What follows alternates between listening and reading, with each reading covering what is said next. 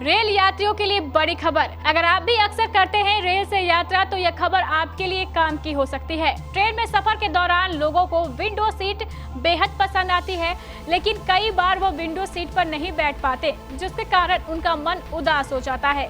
लेकिन क्या आपको पता है विंडो सीट पर बैठने का अधिकार किसके पास होता है? नहीं ना? तो चलिए बताते हैं। नमस्कार, केबीसी न्यूज में आपका स्वागत है और मैं हूँ आपके साथ मोना।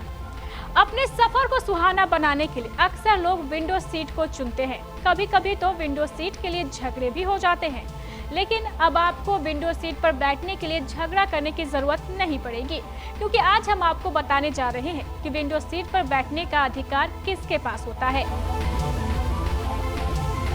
नियमों के बारे में बहुत कम लोग जानते हैं, लेकिन रेल यात्रियों की सुविधाओं को ध्यान में रखते हुए अक्सर रेलवे नियमों में बदलाव करती रहती है। अगर आप भी अक्सर ट्रेन में से सफर करते हैं तो आपको रेलवे से जुड़े नियमों की जानकारी जरूर होनी चाहिए। जब स्लीपर या किसी एसी कोच की बात आती है तो यहाँ की सीटें निचले, मध्यम एवं ऊपरी क्रम में होती है। लेकिन क्या आपने सोचा है कि विंडो सीट पर बैठने का अधिकार किसे है? शायद नहीं। लोअर और मिडिल क्लास कोचों के लिए भी अलग अलग नियम है। दरअसल टिकट पर स्लीपर और एसी कोच विंडो सीटों के बारे में कोई जानकारी नहीं है। जहां खिड़कियां हैं वहां पूर्ण निचली सीटें हैं। आप कैसे तय करते हैं कि विंडो सीट किसे मिले? दरअसल विंडो सीट की लोकेशन चेयर कार में होती है। स्लीपर या एसी कोच में ऐसा नहीं है। आप कैसे तय करते हैं कि किसे विंडो सीट मिले और किसे नहीं?